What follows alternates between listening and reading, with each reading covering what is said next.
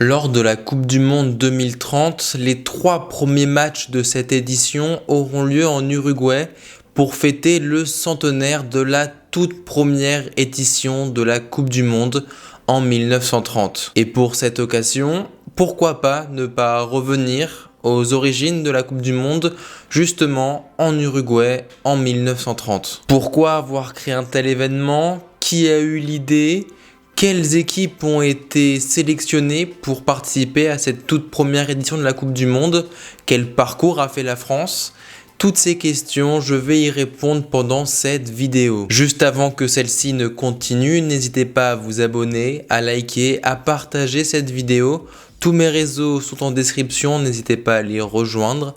Activez la cloche pour ne rater aucune vidéo. Merci à ceux qui le feront. Et sur ce, bon visionnage.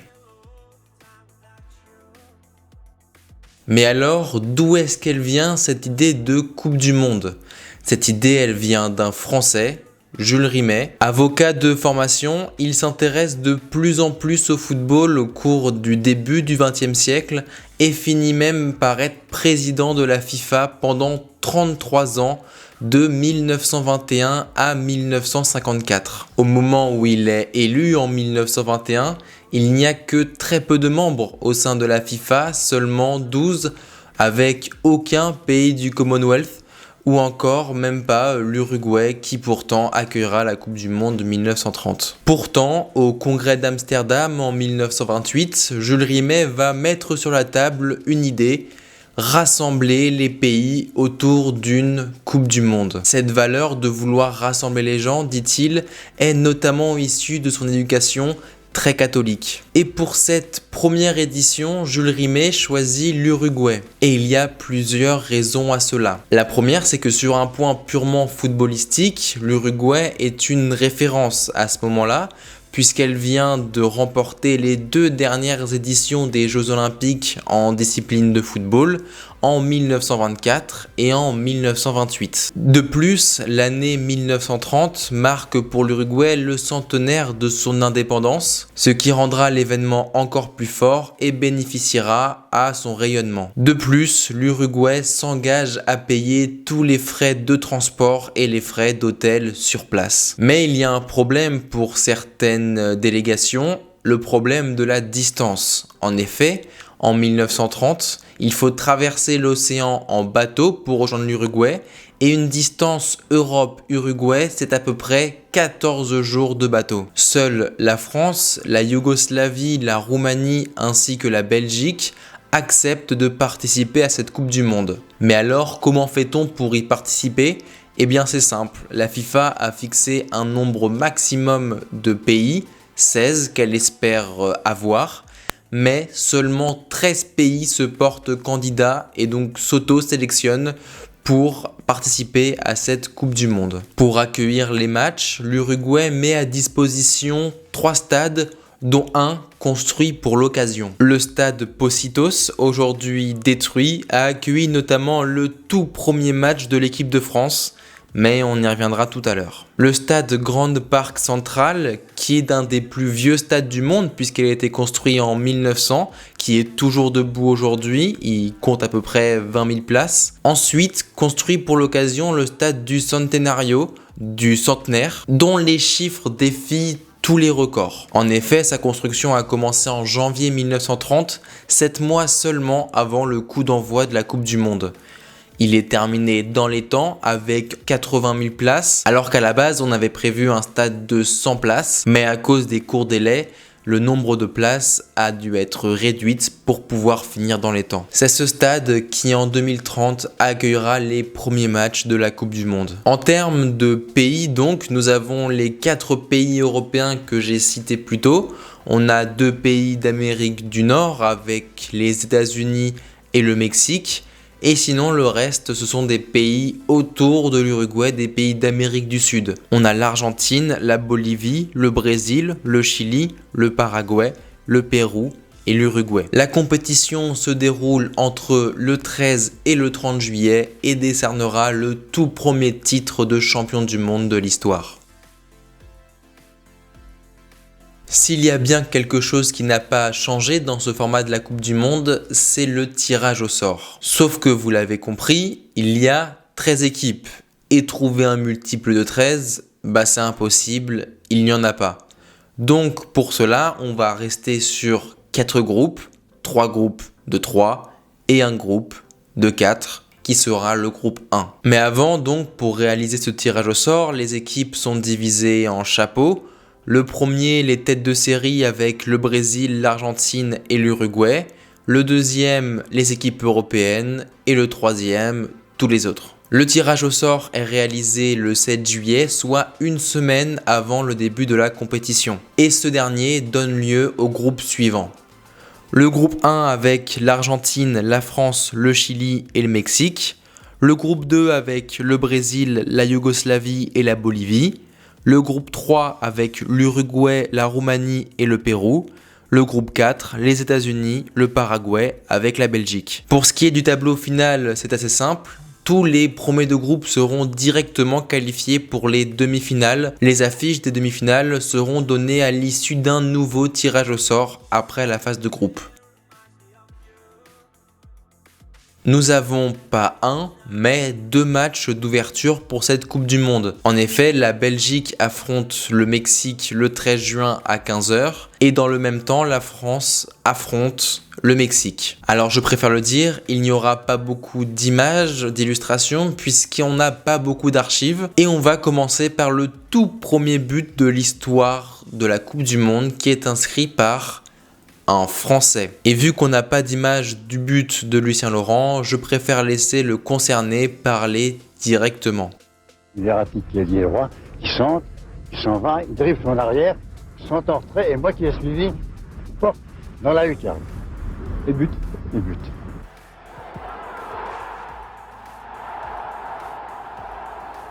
Et pour l'anecdote, cela se joue à 4 minutes avant que l'Américain Bart McGee inscrive le tout premier but du match entre la Belgique et les États-Unis. Mais pourtant, cette Coupe du Monde n'a pas un retentissement énorme dans les journaux locaux sont présents, mais la presse internationale ne s'emballe pas pour cet événement. Comme le dit Lucien Laurent, c'est bien après qu'il deviendra plus connu à cause de son statut d'avoir marqué dans ce qui va devenir la plus grande compétition de l'histoire. Pour illustrer mes propos, les chiffres de l'affluence officielle pour le tout premier match Belgique-États-Unis, on tourne autour de 2500 personnes. Mais cela ne change rien au fait que l'équipe de France s'impose face au Mexique 4-1 et que les États-Unis dans le même temps s'imposent 3-0 contre la Belgique. Mais la suite pour l'équipe de France est plus compliquée, 2 défaites 1-0 contre l'Argentine puis contre le Chili. Dans le groupe 1, c'est l'Argentine qui sort vainqueur, avec notamment une grosse victoire contre le Mexique 6-3. Dans le groupe 2, c'est la Bolivie, le Brésil et la Yougoslavie qui se disputent une place pour les demi-finales. À noter que, avant cette compétition, la Bolivie n'a jamais remporté un seul match de son histoire. Et en ouverture de ce groupe, les 2 favoris yougoslaves et brésiliens se rencontrent pour ce qui est le premier choc de cette Coupe du Monde. Les Yougoslaves s'imposent 2-1 et mettent une sérieuse option sur le ticket pour la place en demi-finale. D'autant plus qu'ils jouent le deuxième match contre la Bolivie. Et là, il n'y a pas de problème pour les Yougoslaves qui s'imposent 4-0. Dans le match pour l'honneur, c'est le même tarif pour les Boliviens qui prennent 4-0 contre le Brésil. Côté groupe 3, groupe de l'hôte l'Uruguay, la Roumanie et le Pérou s'affrontent dans le tout premier match de ce groupe avec une victoire 3-1 des Roumains. À noter dans cette partie la toute première exclusion de l'histoire de la Coupe du Monde par le Roumain Placino Galindo. A noter que c'est une exclusion et non un carton rouge qui sera introduit bien plus tard. Ensuite, l'Uruguay bat ses 2 adversaires roumains et péruviens respectivement 1-0 et 3-0 pour se hisser en demi-finale de sa Coupe du Monde. Pour le 4e et dernier groupe, Belges et États-Uniens s'affrontent dans le second match d'ouverture de la Coupe du Monde où les Américains gagnent 3-0. Quelques jours plus tard, les Américains ont l'occasion de valider leur ticket pour les demi-finales contre le Paraguay et c'est ce qu'ils font en s'imposant là aussi 3-0. A noter ici le tout premier triplé de l'histoire de la Coupe du Monde inscrit par Bertram Pattenode. Dans un match pour l'honneur, le Paraguay gagne contre la Belgique 1-0. En conclusion, nous avons donc l'Argentine, la Yougoslavie, l'Uruguay et les États-Unis qui sont donc qualifiés pour les demi-finales de cette Coupe du Monde. Mais juste avant de passer à ces demi-finales, on va faire un petit focus sur notre équipe de France. Après 2 semaines de traversée, l'équipe de France arrive à Montevideo avec 16 joueurs, mais sans leur entraîneur principal. En effet, le sélectionneur français Gaston Barreau est retenu par son poste au Conservatoire de musique de Paris. C'est Jacques Caudron, délégué du bureau fédéral au comité de sélection, qui prend sa place. Une équipe très jeune, puisque le plus vieux n'a que 27 ans, et c'est un record qui tient toujours en Coupe du Monde pour l'équipe de France. Mais dès le premier match, l'équipe de France rencontre un problème. Le gardien du Red Star, Alexis Thépeau, se blesse au début du match et est remplacé par Augustin Chantrel qui est défenseur. C'est donc un défenseur qui a encaissé le tout premier but de l'histoire de l'équipe de France en Coupe du Monde. On l'a vu plus tôt, mais la France est donc sortie malgré cette victoire contre le Mexique, après 2 défaites contre l'Argentine et le Chili. Les demi-finales se déroulent les 26 et 27 juillet au stade du Centenaire et le tirage au sort donne la première rencontre des Argentins contre les Américains et le second, l'Uruguay contre la Yougoslavie. Le 26 juillet donc, Argentins et Américains s'affrontent devant 72 000 personnes au stade du Centenaire. Les Argentins font office de favoris et c'est ce qu'il se produit sur le terrain. À la 20e minute, Monti ouvre le score pour l'Albiceleste et les 2 équipes rentrent au vestiaire sur le score d'1-0. On peut alors se dire que tout reste possible pour les Américains, mais c'est une véritable déferlante argentine en seconde période. À la 56e, Scopelli marque avant qu'à la 69e, Stabli ne fasse complètement le break. On assiste ensuite à un véritable festival de buts dans les 10 dernières minutes, avec notamment 3 du côté argentin. Un doublé de Peucel aux 80 et 85e minutes, avant que Stabile marque à son tour son second but de la soirée, à la 87e. Les Américains finissent par sauver l'honneur en toute fin de match à la 89e grâce à un but de Bowen. Le 27 juillet, donc, Yougoslaves et Uruguayens s'affrontent dans un stade archi-comble. 80 000 personnes sont là pour assister à cette demi-finale. Mais le début de la partie est pour les Européens avec à la 4e minute un but de Vujadinovic. Et pourtant après ce but, c'est la déferlante sur la cage du gardien yougoslave. José Pedro Sea marque à la 18e minute son premier but de la soirée. Les locaux prennent ensuite rapidement l'avantage avec un doublé d'Anselmo à la 20e et à la 31e minute. Le score est de 3 en faveur des Uruguayens à la mi-temps, qui ne vont pas lever le pied de l'accélérateur en seconde période. L'attaquant Iriarte alourdit le score à la 61e minute avant que Sea ne marque de nouveaux buts, ce qui lui fait un triplé en demi-finale de Coupe du Monde à la 67e et à la 71e minute. Le score est donc de 6-1, comme le match de la veille. A noter qu'il faudra attendre la Coupe du Monde 2014 et le fameux Allemagne-Brésil pour retrouver un écart aussi large en demi-finale d'une Coupe du Monde. C'est donc l'Uruguay et l'Argentine qui vont s'affronter dans la toute première finale de l'histoire. Les 2 pays étant frontaliers, leurs sélections se connaissent bien, même très bien.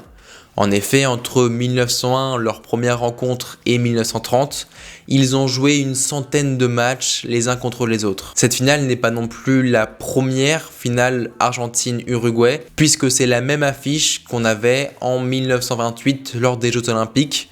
À noter qu'il s'agissait là encore d'amateurs et que ce ne sont pas tout à fait les mêmes équipes. Pour cette finale, l'organisation avait décidé de donner 10 000 places pour les supporters argentins voulant venir supporter leur équipe. Sauf qu'on compte à 30 000 le nombre d'Argentins qui ont pris le bateau pour traverser le Rio de Plata, fleuve qui sépare les 2 pays. Le port de Montevideo est complètement débordé et malgré l'ouverture des grilles du stade 8 heures avant le début du match, certains supporters arriveront en retard au coup d'envoi. Cela est notamment dû à une fouille extrêmement précise des autorités qui craignent l'entrée d'armes à feu dans le stade qui pourrait complètement dégénérer. Même l'arbitre de la rencontre, le Belge John Langnus, exige un bateau prêt à partir à tout moment pour quitter le pays en cas de contestation trop virulente de ces décisions des supporters uruguayens ou même des Argentins. Il est très compliqué d'estimer le nombre exact de personnes qui ont assisté à ce match.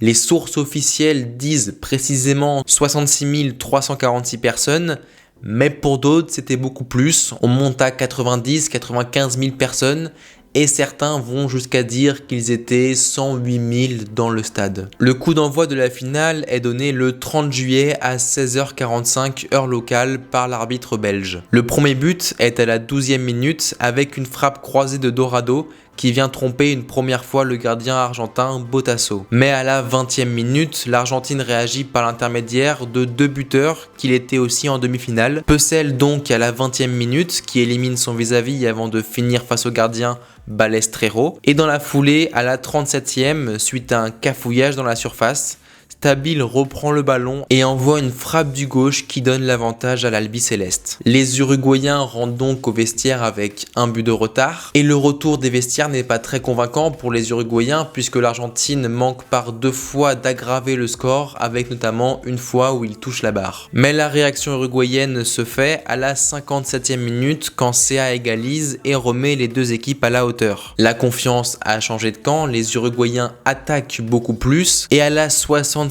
minute, un missile de frappe de Iriarte qui finit au fond des filets argentins. Les Uruguayens mènent donc au score une seconde fois dans ce match. Dans les tout derniers instants du match, l'Argentine pousse pour égaliser, mais la tête de Stabile termine sur la barre uruguayenne et dans la contre-attaque qui suit, Héctor Castro inscrit d'une tête bien placée le but qui scelle définitivement le sacre de l'Uruguay. Mais ce dernier buteur, il a une particularité. En effet, pendant son enfance, il a dû être amputé de la main droite. Il est donc le seul dans l'histoire à être vainqueur d'une Coupe du Monde en étant en situation de handicap physique.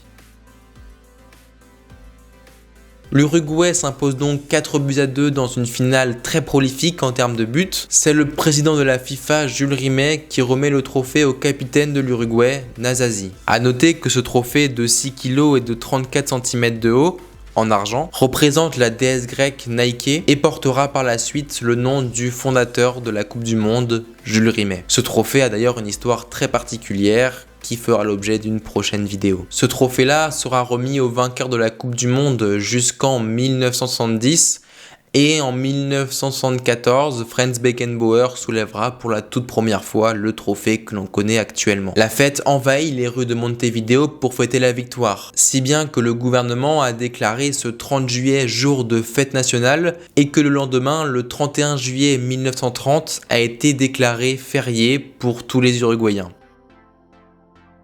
Malgré des débuts pas très emballants au niveau du nombre de spectateurs, la bonne performance de l'équipe locale a fait naître une véritable ferveur au sein de la population. À la fin, cette Coupe du Monde est aussi bien une réussite sportive qu'une réussite populaire. Une si belle réussite que le football est exclu des Jeux Olympiques, puisque Jules Rimet réclamait que les joueurs professionnels puissent jouer ces Jeux Olympiques, ce qui a été refusé, ce qui a donné un clash entre la CIO et la FIFA menant à cette exclusion. 4 ans plus tard, la deuxième Coupe du Monde de l'histoire voit le jour en Italie. Cet événement devient une vitrine de l'Italie, mais surtout du régime de Benito Mussolini, avec la victoire des locaux contre la Tchécoslovaquie après prolongation. Voilà, c'était tout pour cette vidéo, j'espère qu'elle vous aura plu. Merci à ceux qui ont regardé cette vidéo jusqu'au bout, qui ont liké, partagé, n'hésitez pas à vous abonner, à activer la cloche. Sur ce, je vous dis à très vite, c'était tout, c'était Marc,